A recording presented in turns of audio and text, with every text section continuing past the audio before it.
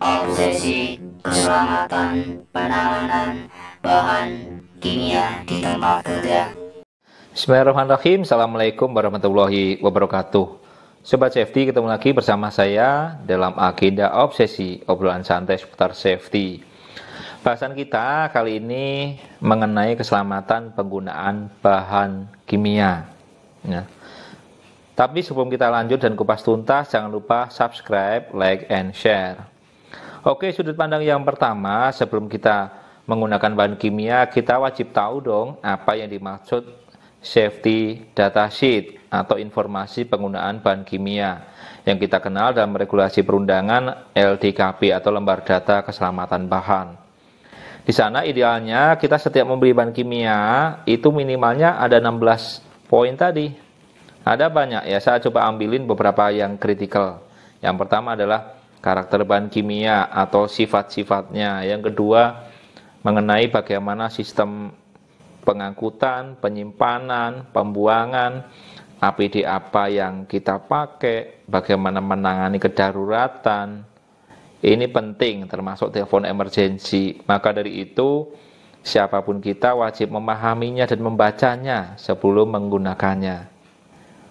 Yang kedua, dalam proses distribusi terkadang bahan kimia ini tempatnya terbatas, sehingga kita juga harus paham nih bagaimana menggunakan wadah, tapi harus ada labelingnya supaya personil lain atau teman kita tidak salah ngambil.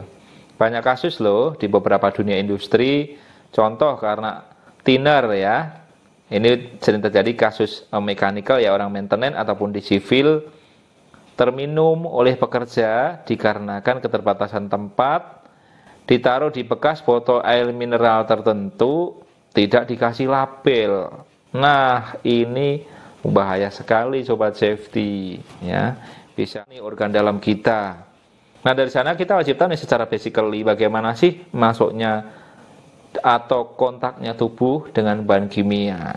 Setahu saya sih ada 3 cara nih. Yang pertama adalah terhirup ya. Bahan kimia ini kontak dengan cara terhirup karena karakternya yang kuat, contoh thinner ya. Yang kedua adalah kontak dengan permukaan kulit. Yang ketiga adalah dengan cara tertelan ya. Kalau salah identifikasi itu tadi bisa kejadian ya.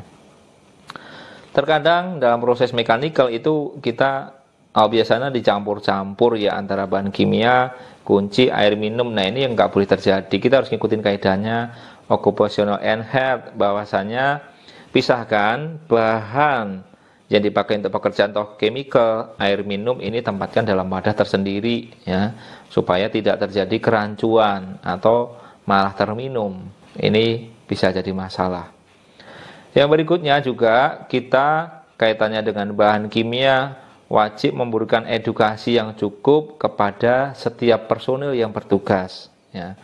Bisa lakukan edukasi khusus di kelas khusus mengenai materi khusus bahan kimia.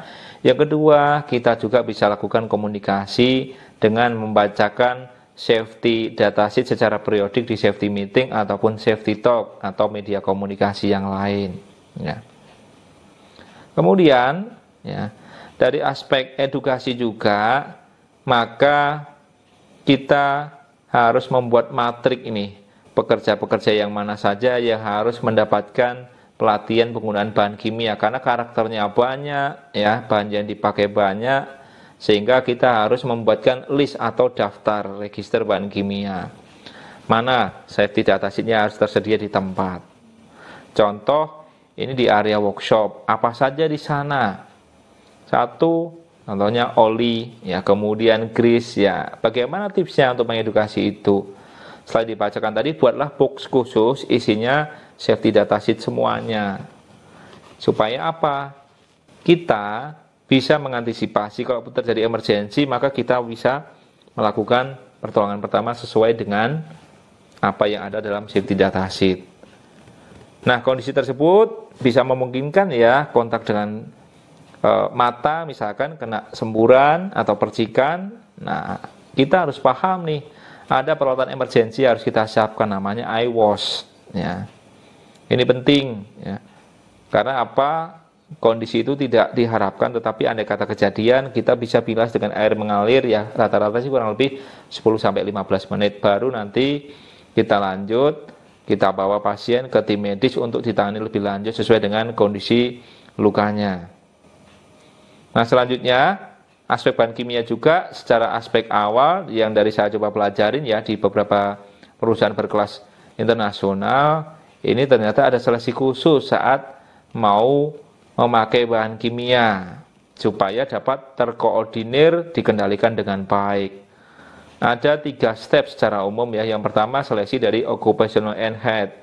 Ada enggak dampak-dampak terhadap kesehatan atas penggunaan bahan kimia ya.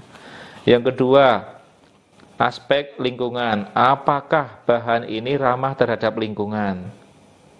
Ini kaitannya dengan karakter materialnya ya. Yang ketiga, dari aspek rescue. Bagaimana nanti rescue mampu mengcover jika terjadi kondisi emergensi, contohnya terjadi kebakaran, ledakan, atau paparan ke tubuh terkait dengan bahan kimia ini. Itu sangat penting ya. Karena kita pakai tidak hanya pakai, tetap kita harus tahu nih karakternya dari bahan-bahan tersebut. Jangan sampai nanti mencemari lingkungan atau bisa timbul membuat tubuh kita fungsinya tidak normal. Nah, ini yang harus kita sikapin. Baik, Sobat Safety, itu tadi ya kaitannya dengan bahan kimia ya, supaya bisa menjadikan pembelajaran untuk kita semuanya. Yang terakhir nih kaitannya dengan karakter bahan kimia. Tentunya di sana ada label atau simbol-simbol khusus ya, ada yang beracun ya, iritan, korosif dan segala macam. Kita juga harus kenalin. Supaya apa? Karena masing-masing karakter tersebut punya bahaya tersendiri bagi tubuh, sehingga kita setidaknya dengan melihat simbol dan memahami artinya, maka kita akan bisa melakukan antisipasi, melakukan edukasi, dan melakukan penempatan bahan-bahan pada tempat yang seharusnya sesuai dengan informasi dari safety data sheet.